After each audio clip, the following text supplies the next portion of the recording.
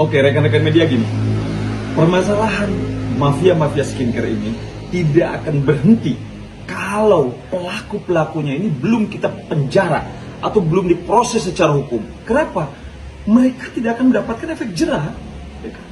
Tetapi kalau mereka, ya, penegak hukum ini punya sikap untuk melakukan proses penegakan hukum dengan seadil-adilnya, seperti yang dijelaskan di dalam Undang-Undang Kesehatan, ya, pasal 435, pasal 8 Undang Perlindungan Konsumen, sanksi pidananya kan nggak main-main.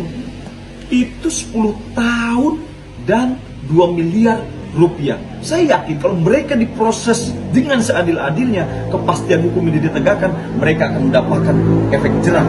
Mereka akan mendapatkan efek jerah terhadap apa yang sudah mereka lakukan. Yang jelas merugikan masyarakat luas. Overclaim adalah bukan perbuatan yang baik, itu adalah perbuatan yang zolim. Mereka tidak mengatakan bahwa produk ini sebetulnya adalah tidak memenuhi spek BPOM. Mereka mengelabui masyarakat.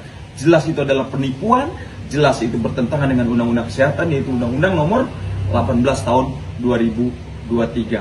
Sanksi pidana penjara 10 tahun dan denda 2 miliar rupiah. Sehingga saya yakin mereka akan mendapatkan pelajaran yang sangat berharga dan mereka akan kapok sekapok-kapoknya, ya, bahwa proses harus dituntaskan. Jangan sampai mereka lepas dari jeratan hukum. Awas ya, kalau sampai minggu depan tidak datang. Kalau sampai tidak datang, itu namanya pengecut. Gaya aja ngomong di sosmed itu sok paling benar. Kamu mempermalukan saya akan lebih mempermalukan kamu dengan amat sangat. Dan setidaknya, saya berangkat haji. Kalian dipastikan sudah akan masuk. Wow. Panas banget. Makanya, jangan karena selama ini saya diam, kalian seenak-enaknya sama saya. Jangan sampai tidak datang minggu depan. Karena kalau misalnya tidak datang, itu artinya pengecut. Cukup sabar, sudah hampir selama 8 bulan ini saya diam dan hanya menonton kelakuan-kelakuan dari orang-orang munafik yang memfitnah saya dan usaha saya serta jolim kepada saya.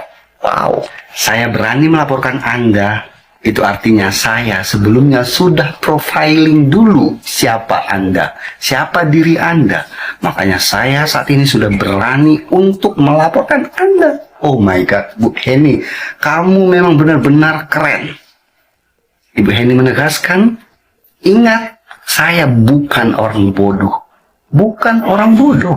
Jadi, jangan pernah berharap ada kata damai dari saya. Karena saya tidak akan mau berdamai dengan orang-orang yang sudah 8 bulan ini menjolimi saya dan memfitnah usaha saya. Wow. Udah bisa tidur? Dan ini gongnya. Karena minggu depan sudah ada jadwal pemanggilan. Wow, benar-benar bikin panas. Jujur sih asli ini benar-benar gong, benar-benar gong banget.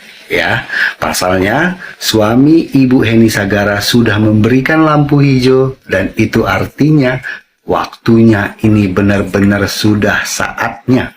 Wow, kalian tahu pasal-pasal yang dilaporkan oleh Ibu Heni Sagara ini benar-benar parah. Benar-benar parah. Wah. Akankah organisasi profesi yang oknum yang dilaporkan ini akan menolong dirinya?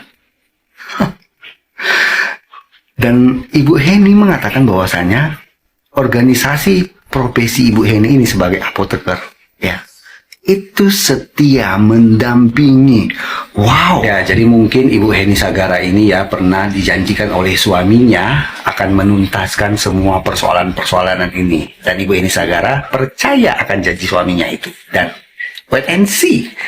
Ya, wait and see. Ibu Heni percaya akan janji suaminya itu dan semua akan mempertanggungjawabkan kezoliman-kezoliman yang dituduhkan kepada mereka. Wow. Sementara jadi saksi dulu, tapi lihat LP kepada kalian semuanya sudah siap. Jadi di hari yang sama ya akan di BAP atas 2 LP. Oh my god. 2 LP.